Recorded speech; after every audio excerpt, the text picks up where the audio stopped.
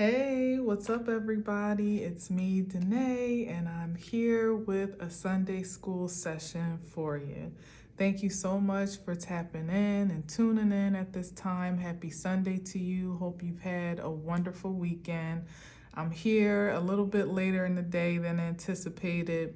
I almost sort of kind of thought maybe I might want to take a break this Sunday and resume next Sunday, but something just insisted that I persist with the message as it is today. So I kind of previewed my idea, what I thought I might be talking about today, and it turns out that that is in fact it. The movie Hypnotic is what I watched, not on Prime. It actually was on Peacock, as I did correct myself before in a previous video.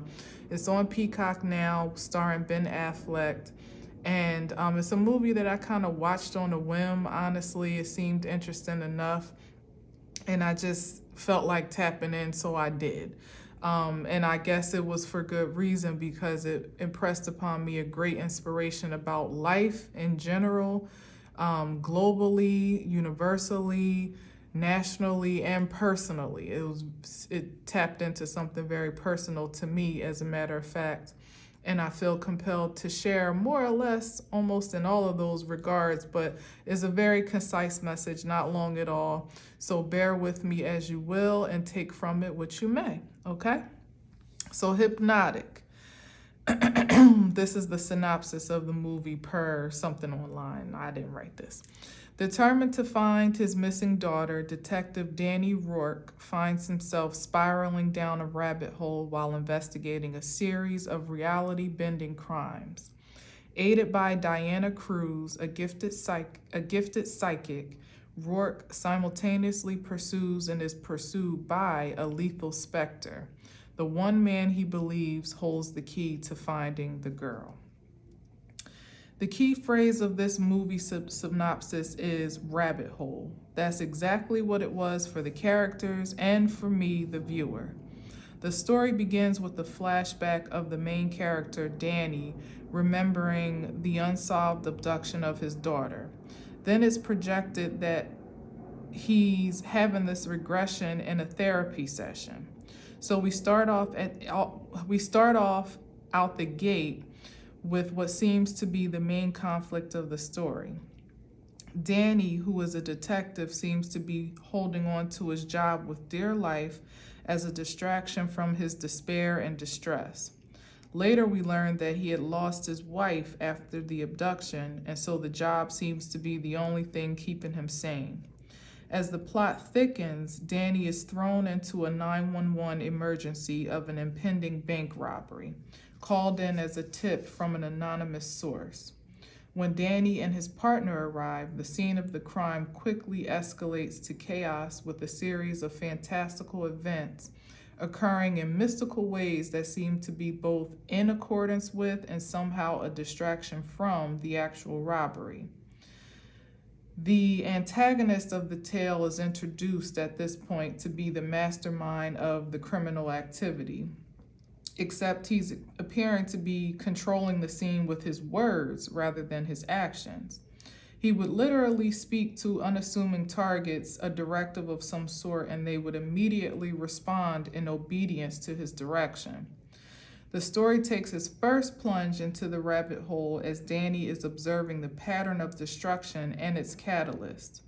It doesn't seem to make rational sense, but being the detective he is only presses him in deeper into the matter. The tip that he received from the anonymous source led to a specific safe box in the bank as the intended target of the robbery. When he gets there first and takes a look inside, what he finds is a picture of none other than his missing daughter. And so begins the unyielding descent into the unknown, as Danny and I both are confused as to why all the fuss of a heist for a snapshot of a missing girl. Now we were both fully invested in the mystery and begin to follow the breadcrumbs of the unfolding case. Now here's where I rip the carpet right from under you, because I could go on and on, but this is not a movie review. To skip way ahead to the good part, here's the spoiler alert. It turns out that Danny is not a detective at all. He's stuck in a psychic simulation programmed by a secret society of mystical elitists called Hypnotics. They're a rare breed of humans that have varying abilities to infiltrate and influence the mind field or the psyche of vulnerable targets. It's revealed that not only does Danny have the ability to read minds and make suggestive impressions, but his wife, who I forgot to mention, was posing as the anonymous tipster that called in the robbery, whom, upon his investigation, was discovered to be the gifted psychic working as a fortune teller with specialty in hypnosis. Healing was actually none of that in the 3D, but was also, in fact, a hypnotic in the secret society. It's confusing, isn't it? Yes, I know. Welcome to the rabbit hole. Now let's go even deeper. No one and nothing was as they or it appeared to be in Danny's life. Everything was a part of a conspiracy of the society to influence his mind in such a way, creating the fake reality to get him to lead the society to his missing daughter, which is revealed that he was actually responsible for abducting and hiding in a secret location.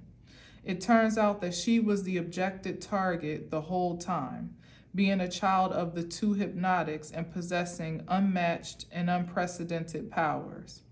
The society wanted to possess her power under the guise of conditioning her abilities, but the darker intention was to use her power as a force and a weapon of control for world domination. In a desperate effort to protect their daughter, Danny, with his power, reset his wife's memory so that her thoughts could not be read and expose the secret.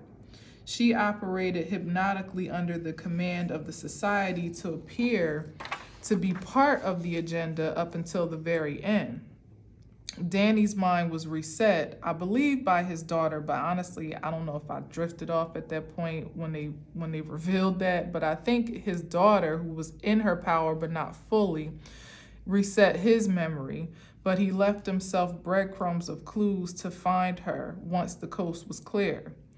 So the simulation of his 3D life as a cop, desperate to one day find his daughter, was all orchestrated like one big movie set, inlaid with psychic cues to induce his mind field to lead them to his daughter, the golden child. Once he finally became hip to his actual reality, they sought to reset his mind for the 13th time, as it was revealed, through hypnosis, but only this time he was triggered by one of his own clues to snap out of it at the perfect moment for escape. He made it all the way to the daughter, who reveals her power in a final face-off with the society. With her psychic power, she was able to influence all of the members to turn their guns on each other, and she also restored her parents back to pure consciousness. It was an exciting and happy ending, except for the final moment when it appears that the mastermind had shapeshifted himself into another body and was actually alive to possibly lead a new mission, perhaps, in part 2. I don't know, to be continued, perhaps. What is the takeaway from all of this, you might be wondering? Well, art imitates life, for starters, and the truth is stranger than fiction. This is not as fantastical a story as it may seem. There are, in fact, highly gifted beings alive in this world today and awakening every day more and more to the full potential of their power. What in the world do you think all of the conflict and confusion is about? It's literally a diversion from the inevitable awakening of the super self. We all have abilities. It's not limited to good, bad, or indifferent people. It reduces to the matter of intention and motivation to use them. The conflict is there are so many still unaware of the power of their life force that they're vulnerable to manipulation via the simulation and the operative powers that be to ultimately be used at their will and for their agenda. There are innumerable gifts and abilities as unique as any stretch of the imagination can conceive. You might be thinking, there's nothing particularly super about me. I could confidently guarantee that that's not true. Something that you may do effortlessly without thought could be powerful. It's most often the things that we take for granted that make the greatest impact, whether we realize it or not. And that's the agenda of the adverse energy, to distract you from realizing yourself and your greatest potential by projecting the insignificance of your natural being measured up against the fabricated impression of excellence. It's a hoax. In the movie, the secret society force was comprised of mind readers and influencers. To master your own mind field and the power to make definitively sound decisions is in a world rigged with overactive psychic landmines automatically makes you a wartime hero at least. The power of choice is something often taken for granted and surrendered to the opposing force. Just practically speaking, it is so invaluable that companies are willing to break the bank to secure your choice in their favor. The same is true in every pillar that props up society as we know it. Business, religion, entertainment, politics, education. None of them work without your invested interest and energy. The powers that be know that. We, the people, the powers that are, may be the last to know. Now, this movie did not make the impression on me to share in the way that it did for no reason. We are indeed living in a very sensational era where super is actually quite natural. It all comes down to the matter of perception. What you actually choose to believe and conceive is possible. I feel especially compelled to encourage you to embrace the mystical aspects of yourself that may seem to defy sensibility, maybe even conflict with conventionality. You may see the unseen, hear the inaudible, sense the intangible, and so on. You may see a future event before it even happens. You may know why something occurred without any physical evidence.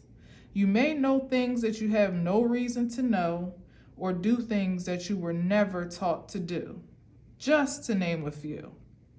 Embrace it all and enjoy being you.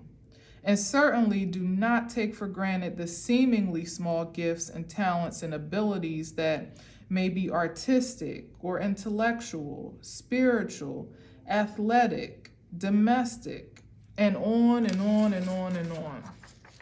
There's absolutely no limitation on the value of your life force, fully functional and in optimum operation in the world. The only thing that can depreciate its value is your perception, conception, or lack thereof. It seems so cliche to say that you matter and you are enough, but there aren't any truer ideals to promote right now. Unfortunately, it's a message that is easily lost in translation as we transition through this realm, even with the highest hopes of transcending trauma. The most significant step along the journey, no matter when you make it, is to decide to be self-aware of your truth and your surroundings, in spirit and in flesh, what is seen and unseen, known and yet to be discovered. That starting point of pure intentionality is the most potent activation of power known to man, woman, and or child. It's the source of force of all that ever was, is, and will always be. In a word, free. It is so, and so it is. You are so, and so you are. We are so, and so we shall always be, as long as we decide to be so. So that's all I have to say about that. Yeah, I'm not going to go too deep because this was a rabbit hole situation. I think what stalled me from actually starting to write is because I wasn't sure how deep it was going to go or what field it was going to take me into. Because when we're talking about gifts and supernatural abilities, like that, you talk about rabbit hole, we could get deep. But I'm thankful that Spirit kind of kept it pretty balanced, didn't give me too much movie, but not too much into the dark stuff or, into the shadows, or maybe perhaps I'll extend and speak more in that regard to more of the mysticism of life as it's unfolding. But I think the biggest key point of all of this is to take nothing of yourself for granted. The things that seem small, the things that seem weird, the things that seem super, the things that seem fantastical, the things that maybe even seem dysfunctional. I consider all of it as something of value, even if it's to teach you a lesson or set you on, change the trajectory of your life experience to a new path altogether. This is the most important time with all that's going on in the world, literally bombs over Baghdad, but Baghdad being every part of this globe in some regard, because if it's not happening physically, it's happening emotionally, it's happening mentally, energetically, it's happening financially, it's happening in the government, it's happening in entertainment, it's happening in the world media,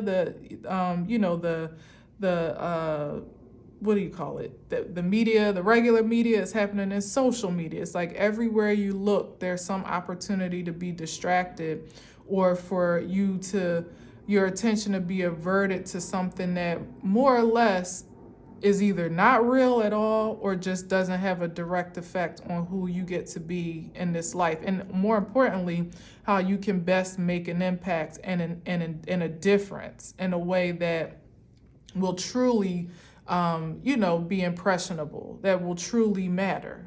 So I feel like it's most important to just really stay focused on you at this time. Like, the point of the matter is certainly to consider the fantastical and perhaps mystical aspects of yourself that you may be dismissing or maybe a little bit afraid of, a little bit intimidated by or weirded out by in some regard. Certainly embrace those things and ask for spiritual support to indulge in that creativity a bit more, have more understanding, more acknowledgement, more alignment with.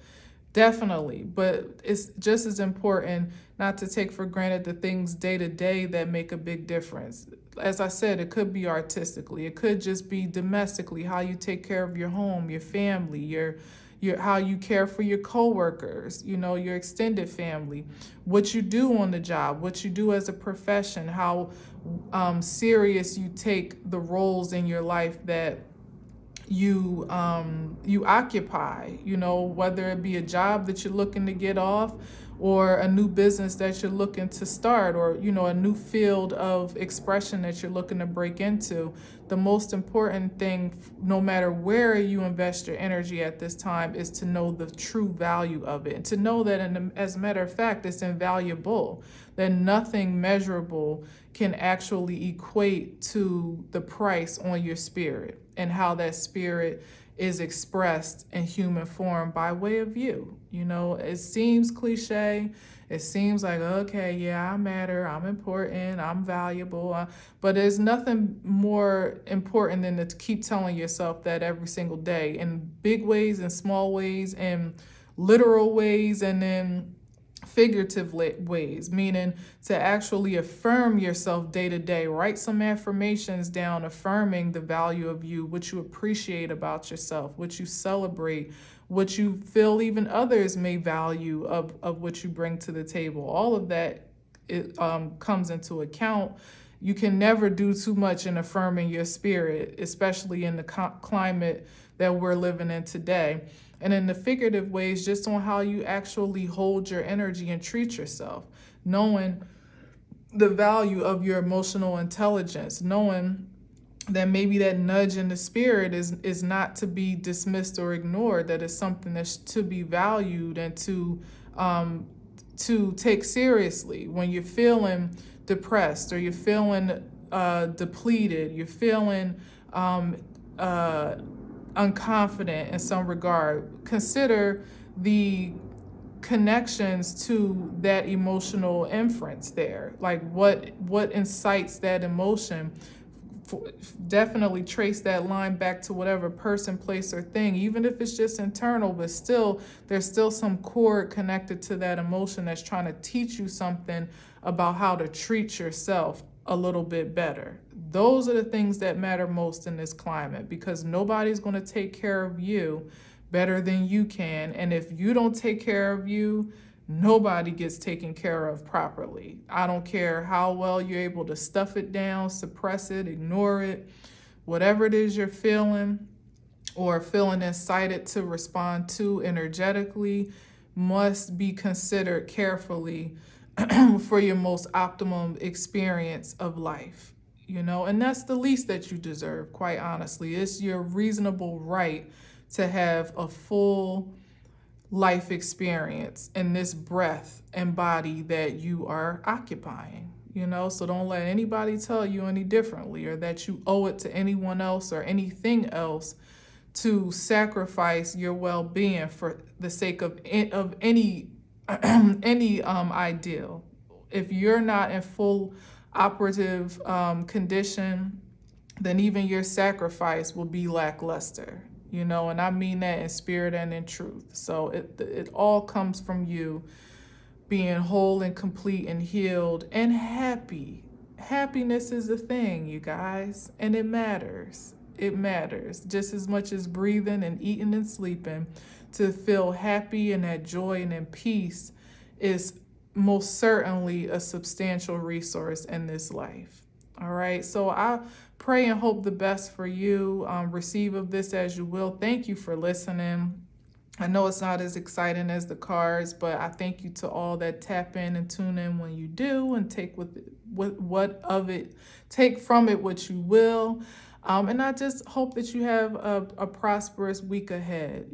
Definitely challenge yourself to see yourself differently, to hold your head a little bit higher, to reverence your energy in a more expansive light than perhaps you did the day before or even last week. It's never too late to start to be self-aware and self-assured in your own self-love. There's never a wrong time to start that intention, and it's always going to be valuable, not just to you, but to those that you stand to serve in your surroundings. All right.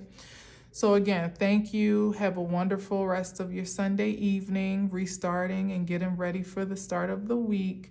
Have a wonderful start of the week in that regard. And I'll talk to you tomorrow if you're here. I'll be here, Lord willing, and if the creek don't rise, as the ancestors used to say. All right. So in that regard, I leave you as always with peace.